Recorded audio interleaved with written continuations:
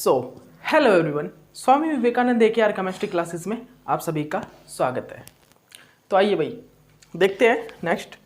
अभी एक NMR का मतलब कि कल वो मेरे को एक सॉल्यूशन डालना था NMR क्वेश्चन का, वो पता नहीं वीडियो में कोई प्रॉब्लम हो गई थी तो उस टाइम से वो डल भी नहीं पाया, तो इसीलिए मैं उसको अभी पहले करवा देते हैं। कोऑर्डिनेशन केमिस्ट्री का बैच स्टार्ट करने से पहले वही करवा देता हूँ मैं जल्दी से। तो देखिएगा भाई, मेरा उस जो NMR असाइनमेंट का मैंने एक लेक्चर डाला हुआ है कल का, वो सभी देख लेना, ठीक है। उसको सभी देख लेना, बैच सेकंड वाले, ठीक है। तो अब जो बैच सेकंड का मैं NMR असाइनमेंट का करवा रहा हूँ, उसमें मैंने पिछले लेक्चर में क्या करवाया था भाई, मैंने कार प्लस इक्वेशन करवा दिया था। अभी कार प्लस इक्वेशन कब हम यूज करते हैं, किस चीज को, कार प्लस इक्वेशन को लिख लीजिए, कार प्लस इक्वेशन, ठीक है। कार प्लस इक्वेशन को हम कब यूज करते हैं,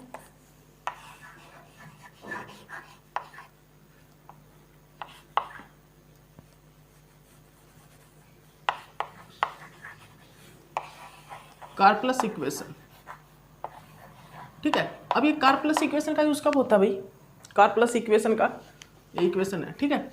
अब देखिए, पहले मैंने आपको क्या बताया कि एक फ्री रोटेशन, जब फ्री रोटेशन J3 कपलिंग हमारे पास आ रही हो ना, तो वो 6 से 7 हर्ट्ज कपलिंग तक होगी।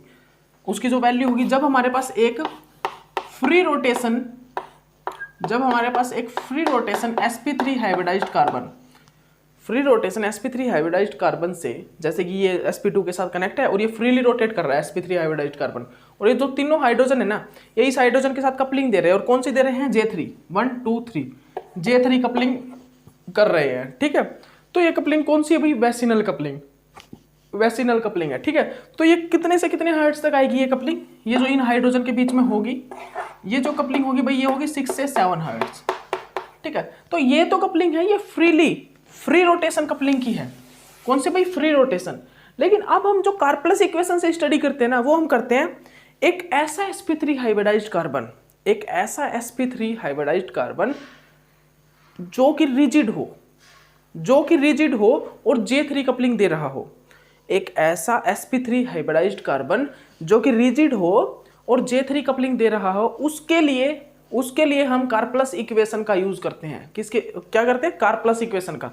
वहां पर जो कपलिंग होगी वो एंगल पर डिपेंड करती है, वहां पर जो कपलिंग होती है वो एंगल पर डिपेंड करती है। जैसे कि आप ये एक डायग्राम बनाइए, एक कंपाउंड बनाइए एक, ठीक है, ये ठीक है। अब ये देखिएगा आप, ठीक है, मैंने आपको कल भी एक डायग्राम बनवाया था, आपको याद हो तो मैंने कल भी आपको एक डायग्राम बनवाया था, ठीक है। वो डायग्राम क्या था भाई, वो था ये कार प्लस इक्वेशन का, वो ये डायग्राम था, ठीक है भाई, ठीक है ना, वो डायग्राम ये था, कल जो मैंने आपको डायग्राम बनवाया वो ये था, ठीक है। इसमें क्या हो रहा था, जो 0 डिग्री एंगल है ना, 0 डिग्री एंगल, उस पर जो कपलिंग हो रही है वो 8 से 11 हो रही है। 90 डिग्री एंगल पर आने के बाद 0 से 2 हर्ट्ज हो रही है कपलिंग, 2 हर्ट्ज, ये हर्ट्ज है भाई, ठीक है। कपलिंग J को हम हमेशा हर्ट्ज में निकालेंगे, याद रखना। 180 डिग्री एंगल पर आने पर क्या हो रही है, 180 डिग्री एंगल पर 9 से 12 हर्ट्ज तक कपलिंग हो रही है। ये 0 डिग्री, ये 180 डिग्री, ठीक है, ओके। तो ये मैंने आपको डायग्राम बनवाया था। अब यहां पर एक चीज देखिए, 180 डिग्री, हाइड्रोजन अभी कितने डिग्री एंगल पर है एक दूसरे के, 180 डिग्री। हाइड्रोजन, अब ये दोनों हाइड्रोजन एक दूसरे के कितने डिग्री एंगल पर है, 180 डिग्री एंगल पर है। और क्या ये sp3 रोटेट कर सकता है, नहीं रोटेट कर सकता। तो ये कौन से भाई, रिजिड हाइड्रोजन है, मतलब कि ये जो कार्बन है और ये जो हाइड्रोजन है रिजिड है। तो ये और कपलिंग कौन सी कर रहा है, J3 कर रहा है, 1 2 3 कपलिंग तो करेंगे ना, दोनों आपस में कपलिंग तो करेंगे, ऑर्बिटल सी है, ठीक है। ये हाइड्रोजन आपस में कपलिंग कर, ये जो स्पिन है इनकी स्पिन हाइड्रोजन की, इनकी आपस में कपलिंग तो करेंगे ना, इन हाइड्रोजन की स्पिन, इनके न्यूक्लियाई जो है ये स्पिन करेंगे, मतलब कि कपलिंग करेंगे आपस में। तो भाई ये अभी दोनों हाइड्रोजन एक दूसरे के 180 डिग्री एंगल पर है। तो भाई जब 180 डिग्री एंगल होगा ना, तो जो कपलिंग होगी वो होगी 9 to 12 हर्ट्ज। 180 डिग्री एंगल पर 9 से 12 हर्ट्ज तक कपलिंग होगी, ठीक है, 180 डिग्री एंगल। और जब 0 डिग्री एंगल होगा तो वहां पर कपलिंग होगी भाई कितनी, 0 से 2 हर्ट्ज।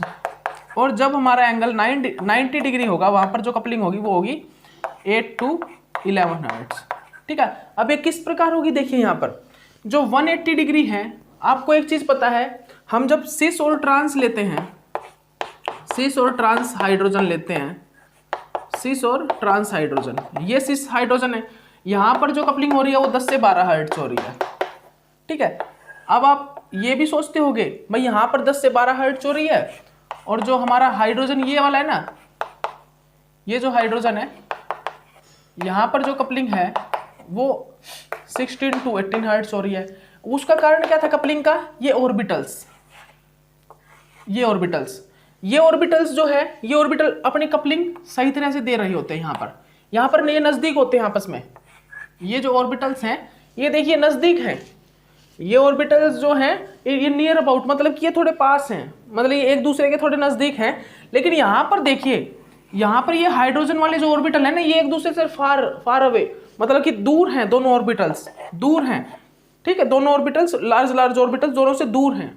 ठीक है, इसलिए यहाँ पर कपलिंग कम होती है। ठीक है, यहाँ पर कपलिंग जो कम होती है, लेकिन यहाँ पर कपलिंग नियर अबाउट होने के लिए, मतलब कि ये जो ऑर्बिटल का जो डिस्टेंस है कम होने के कारण यहाँ पर कपलिंग ज्यादा हो रही होती है।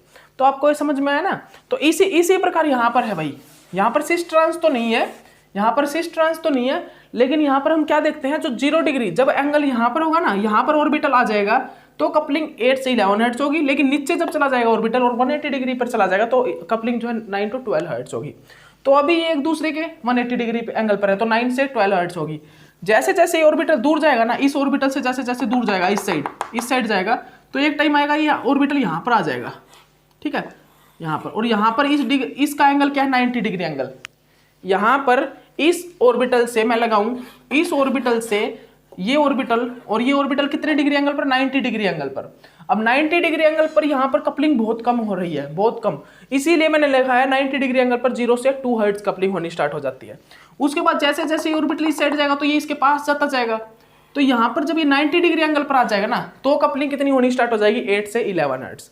इसी मैंने लिखवाया है, जब 0 डिग्री एंगल, ये कितना है 90 डिग्री, फिर उसके बाद धीरे धीरे ऊपर जा रहा है 0 डिग्री एंगल पर, 90 से 0 डिग्री एंगल पर जा रहा है, ये 180 है, ये 90 है, ये कौन सा 0 डिग्री एंगल। ठीक है, 0 डिग्री बोलूंगा ना तो ये अपनी वापस उसी पोजीशन में चला गया जिससे हम एंगल ऑब्जर्व कर रहे थे, जिस पोजीशन से नीचे ला करके हम एंगल देख रहे थे, अब वापस उसी पोजीशन पर 0 ही बोलूंगा, 0, 90, 180। ठीक है, ओके। अगर ये इस टाइप से अपना एक चक्कर लगाता है तो ये होता है 360 डिग्री एंगल, लेकिन ये 180 यहाँ से था और वापस उसी पोजीशन पर चला गया तो 0 डिग्री एंगल पर चला गया। तो मैंने बोले हैं 3, 0, 90 और 180 डिग्री एंगल। जो 90 डिग्री एंगल पर होगी 0 से 2 हर्ट्ज होगी कपलिंग, 180 पर होगी 9 से 12 हर्ट्ज और 90 पर होगी 8 to 11 हर्ट्ज कपलिंग। ठीक है, तो ये आपने अभी कार प्लस इक्वेशन को देख लिया। अभी ये मैंने जो इक्वेशन है ना, ये आपको ऊपर से करवाई है, मतलब कि मैंने आपको इसमें बेसिक तो सारा ही बता दिया मैक्सिमम तो, लेकिन हम जब एनएमआर करेंगे ना, एनएमआर करेंगे जिस टाइम यूनिट स्टार्ट कराएंगे बैच फर्स्ट को, उस टाइम देखना गारंटीड, मतलब कि मैं आपको ये बता रहा हूँ, आप एनएमआर को करने के बाद बैच फर्स्ट वाले बच्चे अगर एक भी क्वेश्चन असाइनमेंट का सोल्व ना कर पाए ना, तो मेरे को बोलना, मतलब दावे के साथ बोल रहा हूँ मैं आपको ये बात कि एनएमआर का जब मैं बैच फर्स्ट को करवाना स्टार्ट करूँगा, टॉपिक यूनिट वाइज एक स्टेप टू स्टेप चलेंगे, उस टाइम पे आप एनएमआर के हर एक क्वेश्चन को अच्छे से सॉल्व कर पाओगे। लेकिन बैच सेकंड के लिए असाइनमेंट चला रखा है, इसलिए क्योंकि बैच सेकंड जो है इसलिए चलाया मैंने क्योंकि उन्होंने मतलब एनएमआर को कंप्लीट कर रखा होगा, अभी नहीं तो पहले कर रखा होगा, तो ये उनके लिए, उन बच्चों के लिए असाइनमेंट चल रहा है जो कर चुके हैं एनएमआर को। और जो बैच फर्स्ट को अगर एनएमआर थोड़ा बहुत कर रखा उन्होंने, तो बैच फर्स्ट भी इस एनएमआर के असाइनमेंट को सोल्व करो, वो भी सोल्व करे इस असाइनमेंट को। ठीक है, ओके। बैच फर्स्ट जो है वो भी इस असाइनमेंट को सोल्व करे, बहुत बेनिफिट होने वाला है आपको ये नहीं तो मैं, क्योंकि मैं हर क्वेश्चन को करवाने से पहले बेसिक बता रहा हूँ थोड़ा बहुत, और वो बेसिक ही मेरे को एनएमआर में करवाना है। हम किसी भी असाइनमेंट को सोल्व करने से पहले हमें बेसिक पता होना चाहिए।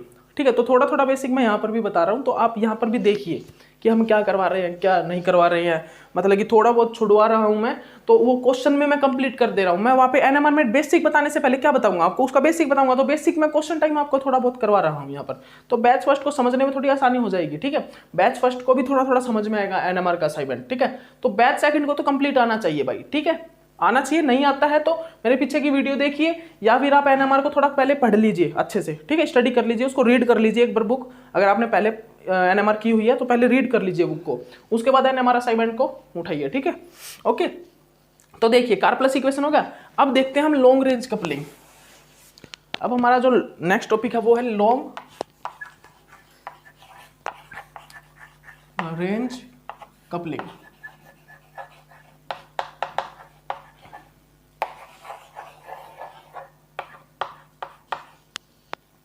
अब आप ध्यान दीजिएगा, ध्यान दीजिए, लॉन्ग रेंज कपलिंग में आखिरकार क्या हो रहा है। जो हमारी लॉन्ग रेंज कपलिंग होगी, आप देखिए अभी तक हमने J3 कपलिंग ही स्टडी की है, J3 कपलिंग के बारे में ही पढ़ा है अभी तक हमने। जब हम J4 और J5 के बारे में पढ़ेंगे ना तो वो ही लॉन्ग रेंज कपलिंग कहलाती है, ठीक है। अभी तक हमने जो स्टडी किया वो J3 के बारे में की है। जब हम मोर देन J3 के बारे में स्टडी करते हैं तो वो लॉन्ग रेंज कपलिंग कहलाती है। जैसे कि जो बेंजीन में आती भी है, जो कि हमारी बेंजीन रिंग होती है, उस बेंजीन रिंग के हम स्टडी करते हैं। यहाँ पर ये हाइड्रोजन, ये हाइड्रोजन, ये हाइड्रोजन, ये हाइड्रोजन। यहाँ पर जनरली हम क्या चेक करते हैं, यहाँ पर जनरली हम चेक करेंगे long range coupling. What is the long range coupling? Long range coupling में हम J3 से, अब वो जो कपलिंग होती है ना J4 J5, उनको भी स्टडी करते हैं। J5 तक की कपलिंग होगी, वो भी J5 तो नेग्लिजिबल कपलिंग होगी। अब J6 J7 कपलिंग नहीं होती ही नहीं है, तो उसके बाद मतलब ये कपलिंग बंद हो जाती है। पैरा पे भी नेग्लिजिबल कपलिंग होती है, ठीक है। यहाँ पर देखिएगा ये जो कपलिंग है वो कौन सी है भाई, ऑर्थो कपलिंग, या फिर हम इसको बोल सकते हैं J3 कपलिंग, ऑर्थो कपलिंग, या फिर हम इसको बोल सकते हैं J3 कपलिंग। ऑर्थो ये कौन सी है, ऑर्थो या J3। ये कौन सी है, मेटा, ये है मेटा, और ये है पैरा, ठीक है, ये है भाई पैरा। ये कौन सी है भाई, ऑर्थो, मेटा, पैरा। तो यहां पर कौन कौन सी कपलिंग है भाई, जनरली हम यहां पर क्या क्या देख रहे हैं, देखिएगा बहुत ध्यान से देखिएगा। ऑर्थो, मेटा, पैरा कपलिंग है, तो ये जो कपलिंग है ना वो, ये कौन सी कपलिंग है, ये लॉन्ग रेंज कपलिंग है, ये वाली J4 J5, ये कौन सी है, लॉन्ग रेंज कपलिंग है। देखिएगा आप 1 2 3 1 2 3 4 1 2 3 4 5, मतलब कि भाई बहुत ज्यादा कपलिंग है ये, मतलब इतनी हाइड्रोजन पर भी हमारा ये हाइड्रोजन कपलिंग कर रहा है। तो हमारे कुछ एक क्वेश्चन आएंगे इस टाइप के कि वहां पर पता है क्या बोलेगा, वहां पर बोलेगा हमें मतलब कि 1H के लिए जो कपलिंग वैल्यू है ना, हमारे जो 1H के, जैसे कि 2H के लिए कपलिंग वैल्यू 8 हर्ट्ज, 1H के लिए कपलिंग 2 से 3 हर्ट्ज, 1H के लिए कपलिंग 2H के लिए कपलिंग आ गई, या 1 हाइड्रोजन के लिए कपलिंग आ गई उतनी 0 से लेके 1 हर्ट्ज, 0.6 हर्ट्ज।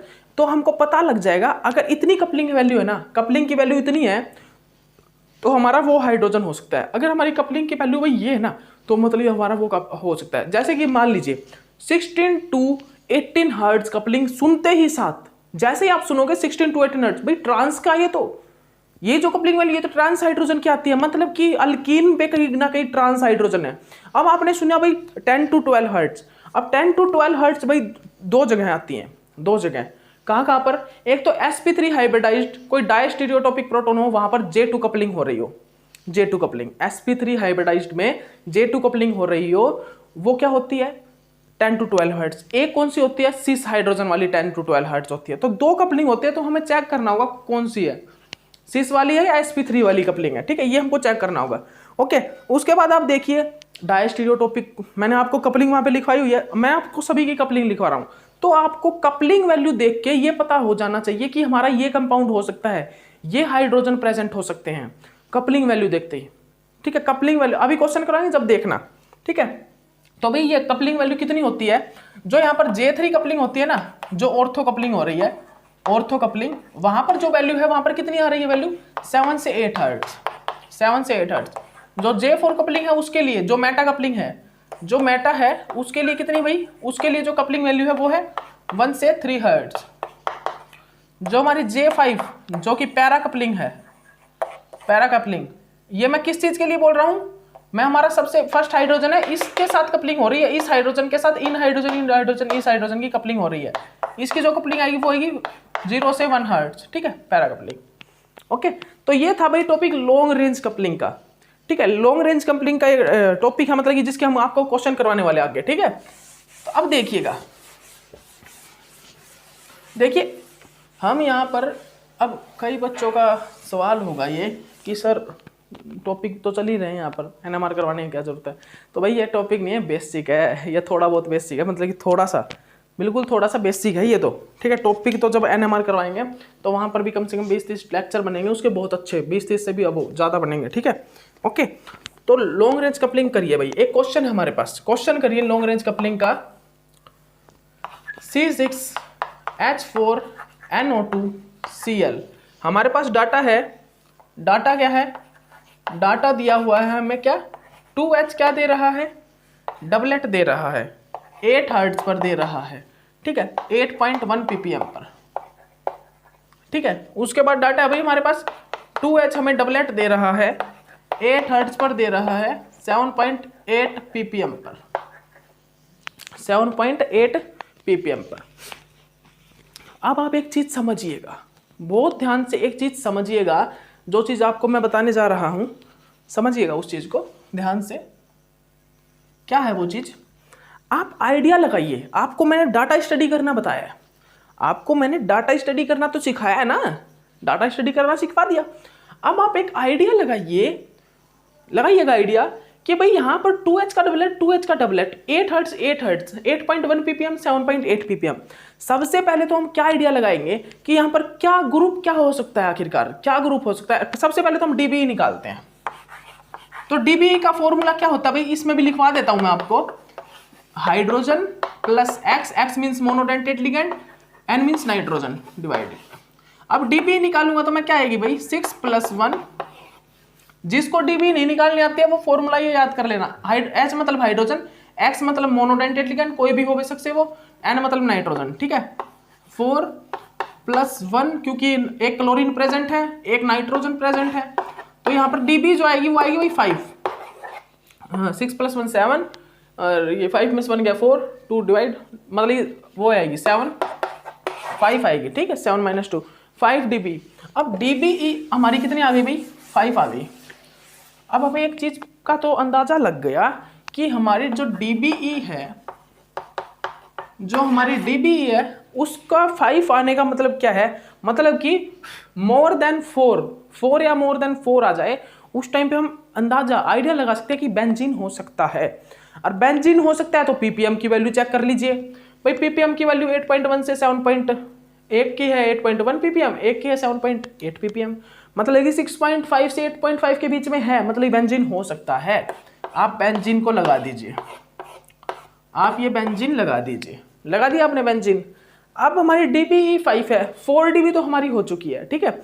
अब आप 2H doublet, 2H doublet, 2H doublet, 2H doublet कब आता है, para hetero di substituted benzene. Para hetero di substituted benzene में 2H क्या देते हैं, डबलेट देते हैं, ये H, ये H, ये H, ये H, और यहाँ पर कोई X ग्रुप है, यहाँ पर कोई Y ग्रुप है, मतलब para hetero di substituted benzene. उस टाइम पे ये होंगे A, ये होंगे B और ये होंगे B। तो 2HB 2HA से कपल करके डबलेट देगा, 2HA 2HB से कपलिंग करके डबलेट देंगे। तो आप अंदाजा लगा सकते हो ना, जो हमारे 2HA है वो 2HB से कपलिंग करके हमें क्या देंगे, डबलेट। 2HB जो है 2HA से कपलिंग करके हमें क्या देंगे, एक डबलेट देंगे। तो आप ये तो आइडिया लगा ही सकते हो ना, इस चीज को तो आप आइडिया लगा ही सकते हो, ठीक है, ओके, ये आइडिया लगा सकते हो ना। तो अब देखिएगा, ध्यान कीजिएगा कि भाई हमारे 2H ये ऑर्थो कपलिंग है ना, ये कपलिंग कौन सी हो रही है, ऑर्थो कपलिंग हो रही है। तो 8 हर्ट्ज 8 हर्ट्ज दोनों हाइड्रोजन के लिए, 2H के लिए क्या दे रहा है, 2H के लिए 8 हर्ट्ज, इन 2H के लिए 8 हर्ट्ज, इन 2H के लिए भी 8 हर्ट्ज, क्योंकि दोनों ही है, दोनों ही हाइड्रोजन क्या दे रहे हैं, ऑर्थो कपलिंग कर रहे हैं, और ऑर्थो कपलिंग 7 से 8 हर्ट्ज पे होती है, ठीक है। आपको पता, इससे भी आइडिया लग गया, आपको कपलिंग वैल्यू देख के भी आइडिया लग जाना चाहिए कि कपलिंग वैल्यू 8 हर्ट्ज है ना, वो एक ही जगह पे होती है। बेंजीन में ऑर्थो कपलिंग जो होती है, बेंजीन में जो ऑर्थो कपलिंग होती है, उसको देख के भी आपको आइडिया लग जाना चाहिए। 8 हर्ट्ज मतलब कि बेंजीन में कहीं ना कहीं ऑर्थो कपलिंग प्रेजेंट है, और ये ऑर्थो कपलिंग ही तो है, ये J3 कपलिंग है ना, ये जो कपलिंग है वो कौन सी है, J3 या फिर ऑर्थो कपलिंग, ठीक है, ओके। तो भाई हमारा फाइनली कंपाउंड आ गया। X की जगह मैं क्या रख दूंगा, NO2 रख दूंगा, NO2 रख दूंगा, और Y की जगह मैं क्या रख दूंगा, Cl लिख दूंगा। और अब DBE5 हो गई मेरी, 4 तो इसकी आ गई, एक ये डबल बॉन्ड है इसकी आ गई, क्योंकि कोई भी डबल बॉन्ड हो बेशक से वो ऑक्सीजन का कितने भी डबल बॉन्ड हो, एक तो हम डबल बॉन्ड देखेंगे कितने हैं, मतलब कि अनसैचुरेशन को सैचुरेशन करने के लिए कितने हाइड्रोजन का यूज हो रहा है, मतलब कि हमने भाई कितने डबल बॉन्ड है जिनको हम अनसैचुरेशन से सैचुरेट कर रहे हैं, 1 2 3 4 और ये कंप्लीट एक रिंग, ठीक है। मतलब कि अनसैचुरेशन मतलब कि डबल बॉन्ड का मतलब यही होता है कि हम अनसैचुरेटेड को, रिंग को, एक तो रिंग हो हमारी, ठीक है, रिंग को ब्रेक कर सके हम, एक मतलब कि रिंग को, एक अल्कीन को एक चेन में, अल्केन चेन में कन्वर्ट कर सकें हम। ये अब हमको अल्केन में कन्वर्ट करना है, मान लीजिए अल्केन में, यहाँ पर कोई भी डबल बॉन्ड नहीं होना चाहिए, कोई भी रिंग नहीं होनी चाहिए। तो कैसे करूंगा मैं, पहले तो इन तीन बॉन्ड को ब्रेक करवाऊंगा, ठीक है, हाइड्रोजन ऐड करवाऊंगा यहाँ पर, फिर इस रिंग को ब्रेक करवाऊंगा। तो मैंने क्या किया भाई, 3 बॉन्ड आ गए, रिंग भी ब्रेक करवाया, फिर ये जो पाई बॉन्ड है इसको भी मैंने ब्रेक करवाया, इसको भी अनसैचुरेशन से सैचुरेशन में चेंज करवाया। तो डबल बॉन्ड DBE में हम यही चीज करते हैं, DBE में हमने यही चीज देखनी होती है, कितना अनसैचुरेशन को हमने सैचुरेशन में कन्वर्ट किया है। तो यहाँ पर DBE की वैल्यू क्या है, 5 आई है यहाँ पर वैल्यू, ठीक है। यहाँ पर कितनी वैल्यू आई है, 5 वैल्यू आई है, ठीक है, कितनी 5 वैल्यू आई है, ठीक है। तो यहाँ पर मैक्सिमम अगर मैं लगाऊं तो कितने हाइड्रोजन का यूज हुआ है, 2 2 4 2 6 2 8 2 10, मतलब 1 DBE में 2 हाइड्रोजन यूज होते हैं। मतलब कि एक अगर हमारा कहीं पर अनसैचुरेटेड ग्रुप है तो उसको सैचुरेट करने में 2 हाइड्रोजन का यूज होता है, समझ लीजिएगा। DBE के बारे में बता रहा हूं, वैसे तो DBE मैं सभी डिफाइन कराऊंगा। एक अनसैचुरेशन ग्रुप कहां पे प्रेजेंट होता है ना, जैसे ये हो या ये रिंग ग्रुप प्रेजेंट हो, ये दोनों मैं मान सकता हूं कि यहां पर मैं इनको अनसैचुरेटेड है और इनको सैचुरेट करवाना है मेरे को। तो इसको सैचुरेट करने के लिए मेरे 2 हाइड्रोजन लगेंगे, 2 हाइड्रोजन के लिए मैं बोलता हूं 1 DBE, हमारी 1 DBE आई, 2 हाइड्रोजन पे 1 DBE आती है। तो इस रिंग को अगर ब्रेक करवाना है तो कितने हाइड्रोजन लगेंगे, 2 हाइड्रोजन लगेंगे। तो 2 हाइड्रोजन पर क्या होता है, 1 DBE आती है। तो यहाँ पर कितने हाइड्रोजन यूज होंगे, एक इस डबल बॉन्ड को कट करने में, एक इस डबल बॉन्ड को, एक इस डबल बॉन्ड को, एक इस रिंग को और एक इस हाइड्रोजन को। तो टोटल 10 डबल बॉन्ड यूज हुए हैं इसको अनसैचुरेट से सैचुरेशन में कन्वर्ट करने के लिए, ठीक है। तो इस टाइप से हम DBE को कैलकुलेट करते हैं, ओके। ये मैं बता दे रहा हूँ बीच में बेसिक सा, ठीक है, सब चीज आपको डिफाइन करवाऊंगा। तो फाइनली हमारा आ गया ना, 5 DBE आ गई और कंपाउंड भी यही है। तो ये हाइड्रोजन जो अपनी पीक देते हैं, ये देते हैं भाई 8.1 ppm पे, क्योंकि यहाँ पर -R इफेक्ट है, ये -R इफेक्ट लग रहा है इन ऑर्थो पर, इन ऑर्थो हाइड्रोजन पर -R इफेक्ट लग रहा है। यहाँ पर जो है -I इफेक्ट लग रहा है, इन हाइड्रोजन पर -I इफेक्ट, इसीलिए ये जो अपनी हाइड्रोजन पीक है 7.8 ppm पर अपनी chemical shift signal, chemical shift जो है 7.8 ppm पे आएगी इन हाइड्रोजन की, ठीक है। ये 7.8 ppm पे अपना सिग्नल देंगे, ठीक है, ओके। तो ये क्वेश्चन हुआ भाई हमारा कंप्लीट, ठीक है भाई। इसके बाद देखिएगा, अब देखिए आपका कुछ मतलब ये नहीं होना चाहिए कि भाई मेरा ये रह गया, मेरा ये क्वेश्चन रह गया, मेरा ये क्वेश्चन, ना, बिल्कुल भी नहीं होना चाहिए। अब मैं आपको धीरे धीरे मतलब कि हम नजदीक पहुंच गए हैं, प्रोटोन NMR आपका होने वाला है, पॉपुलर नोटेशन आएगा इसके बाद। प्रोटोन NMR के असाइनमेंट मतलब होने वाला क्या, प्रोटोन असाइनमेंट के आपके क्वेश्चन होने वाले हैं प्रोटोन NMR के। अब C13 NMR आने वाला है, C13, फिर मल्टी न्यूक्लियाई भी आएंगी कुछ, एक मल्टी न्यूक्लियाई के भी करेंगे एग्जाम्पल, ठीक है, ओके। तो अब देखिएगा, अब मेरा नेक्स्ट क्वेश्चन क्या है भाई, 1 मिनट रुकिएगा।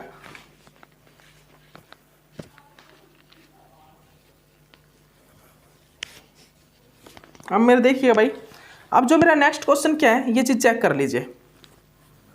नेक्स्ट क्वेश्चन, अब जल्दी से आप एक काम कीजिएगा, जल्दी से मैं ये क्वेश्चन नोट डाउन करवा रहा हूँ। इस लेक्चर में तो ये क्वेश्चन नहीं होगा, क्योंकि इस लेक्चर में ये क्वेश्चन पॉसिबल नहीं है करवा पाऊँ आपको। ये क्वेश्चन जो नेक्स्ट लेक्चर में हो पाएगा। और एक चीज बता देता हूँ, ये मेरे गुरु जी के करवाए हुए क्वेश्चन है, डॉक्टर दीपक बोधवा सर के। अभी तो वो ही चल रहे हैं, अभी 100 से अब वही क्वेश्चन चलेंगे। उसके बाद असाइनमेंट में NMR असाइनमेंट जो मैंने किए है ना असाइनमेंट खुद ने भी, फिर वो असाइनमेंट स्टार्ट होंगे, वो क्वेश्चन स्टार्ट होंगे, ठीक है, जो नेट JRF में, गेट में, BHDU में जहाँ से क्वेश्चन आते हैं, फिर वो स्टार्ट होंगे। अभी तो ये वो क्लास के क्वेश्चन चल रहे हैं जो मैंने मास्टर्स में किए हैं, जो क्वेश्चन मैंने मास्टर्स में किए हैं वो क्वेश्चन चल रहे हैं अभी तो, ठीक है, ओके। अब देखिएगा, मैच द फॉलोइंग। और ये मत सोचिएगा भाई हम तो किसी से पढ़ के पढ़ा रहे हैं, हमेशा जिंदगी में गुरु या टीचर किसी से पढ़ के ही आपको पढ़ाता है। ठीक है, रिसर्च करेंगे ना खुद की जब हम, उस टाइम आपको खुद का पढ़ाते हैं, देखना उस टाइम फिर और डीपली आपको स्टडी करवाएंगे, और मतलब के अंदर जो न्यू रिसर्च चल रही है ना, एक बार बस रिसर्च करना स्टार्ट कर देते हैं जल्दी से जल्दी।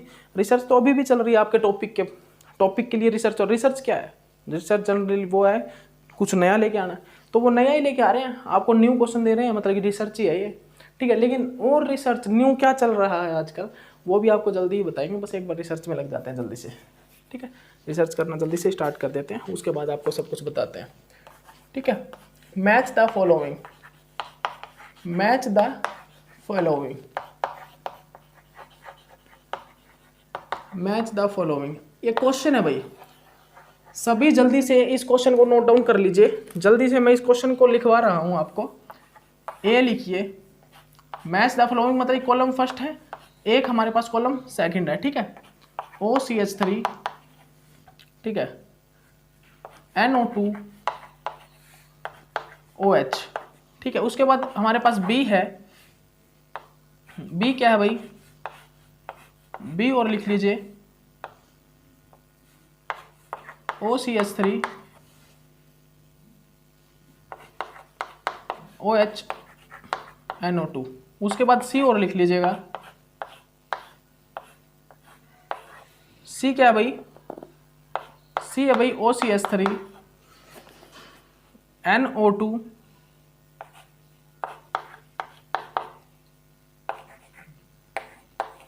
ये है भाई।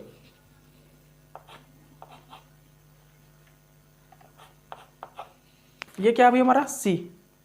ठीक है, उसके बाद ये हाइड्रोजन, हाइड्रोजन और लगा लीजिए सभी जगह, ये हाइड्रोजन, ये है हाइड्रोजन, ये है हमारा हाइड्रोजन, ये हाइड्रोजन, ये है हाइड्रोजन, ये है हाइड्रोजन, ये है हाइड्रोजन, ये है हाइड्रोजन, ये है हाइड्रोजन। ठीक है, ओके, एक मिनट देख लेते हैं स्ट्रक्चर सही दिखाई दे रहा है क्या ये।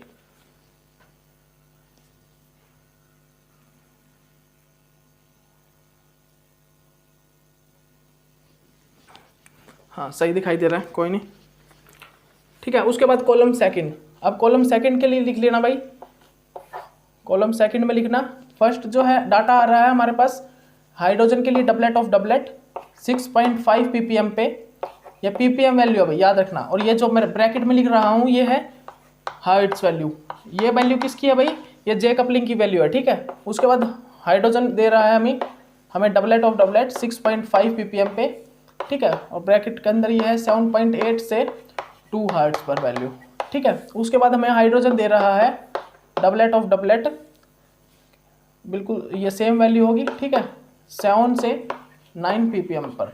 अब भाई आप ये मत सोचिएगा 7 से 9 ppm, सॉरी यहाँ पर भाई 7 से 9 ppm वैल्यू लिख लेना। ठीक है, ओके, 8.2 से 0.6 हर्ट्ज ये वैल्यू देगा आपने। ठीक है, उसके बाद सेकंड लिखिएगा, उसके बाद सेकंड लिखिएगा बी, सेकंड लिखिए, सेकंड जो डाटा है वो क्या भी, हमें एक हाइड्रोजन दे रहा है डबलेट ऑफ डबलेट। ठीक है, कितने पे दे रहा है 6.6 ppm पर, 6.6 ppm पे 2 से 5 हर्ट्ज। ठीक है, उसके बाद हमें एक हाइड्रोजन दे रहा है एक डबलेट डबलेट 6, ये भाई ये लिख लेना आप हाइड्रोजन जो डबलेट, सॉरी ये मैंने नीचे वाला लिखवा दिया आपको। ठीक है, ये रफ कर दीजिए एक बार। हाइड्रोजन जो डबलेट और डबलेट दे रहा है वो दे रहा है भाई 7.1 पर, 7 से 1.6 हर्ट्ज पर। ठीक है, उस पर बाद हाइड्रोजन डबलेट दे रहा है वो दे रहा है 6.9 ppm पर, कितने पर 7.8.2 हर्ट्ज पर। ठीक है, उसके बाद हमें हाइड्रोजन दे रहा है भाई डबलेट ऑफ डबलेट 7.64 ppm पे 7.2.2 हर्ट्ज पर। ठीक है, 2.2 हर्ट्ज पर। ठीक है, उसके बाद हमें क्या, उसके बाद क्वेश्चन है भाई हाइड्रोजन हमें दे रहा है डबलेट ऑफ डबलेट 6.6 ppm पर, 6.6 ppm पर 2 से 5 हर्ट्ज वैल्यू। ठीक है, उसके बाद हमें जो हाइड्रोजन दे रहा है डबलेट ऑफ डबलेट 7.7 ppm पर 2 से 1.2 हर्ट्ज पर। ठीक है, उसके बाद हमें जो हाइड्रोजन दे रहा है वो दे रहा है डबलेट ऑफ डबलेट 7.9 ppm से 1.8 टू 2.5 हर्ट्ज। ठीक है, ये हमारे पास भाई डाटा है, ये हमारे पास जो है ये डाटा है भाई, ये देख लीजिएगा, सभी ध्यान से देख लीजिएगा, सभी को दिख रहा है ना, सभी को दिखाई दे रहा है ना ये।